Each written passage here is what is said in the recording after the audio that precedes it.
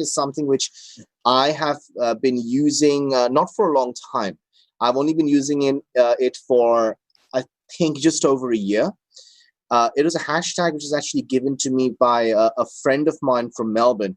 And when I appeared on her podcast, which is R&R Talk, so Raw and Real Talk with Elizabeth Lim.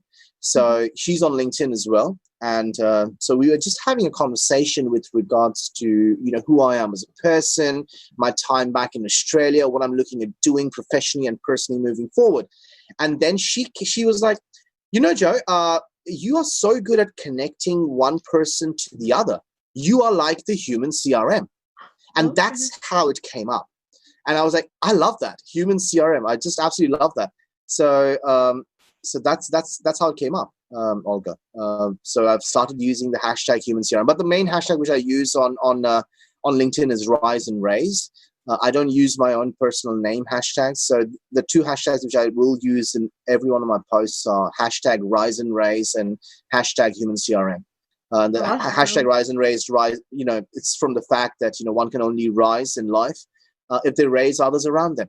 And that's important, That makes sense. Yeah, that's amazing. And from your background, I know that you work a lot with businesses and helping businesses out. So how do you envision collaboration in a business world where it is collaboration, not so much of competition?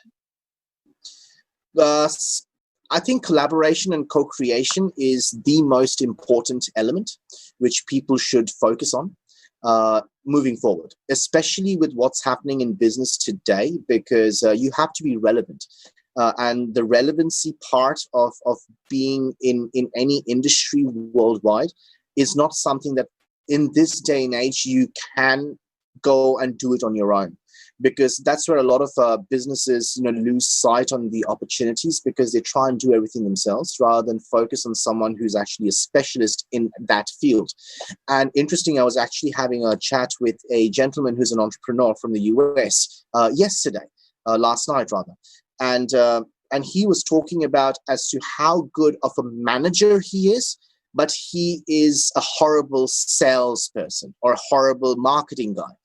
And he's like, I have literally faced bankruptcy like 2 or 3 times because I did not actually have the right person leading my sales and marketing team because I wanted to do everything myself. And it's a very, very interesting point that you brought up, and you were talking about it. And I was like, see, that is something which a lot of people, unfortunately, don't realize until it's too late, because it's, not everyone is a specialist at everything in life. And yeah, you could be a specialist in one thing, but there's someone else who could be much better for you in a completely different aspect. So and that's important to understand as well. But if you don't mind, with your permission, Olga, there are the other few pictures in the collage. I'd like to very quickly go through that because they're very, very interesting. Let's bring them back. We can ask our IT team to have those pictures back. There they are. All right, let's go. There it is. Awesome. Okay, so the other couple of pictures. Obviously, there is a collage of Melbourne, Sydney, and Perth, which you've got there. So sorry, Melbourne. You don't see Melbourne there, but that's okay. So you see Brisbane, Sydney, and Perth. It's pretty small. So that's basically my LinkedIn header. So these are cities where I have worked in when I was in Australia. So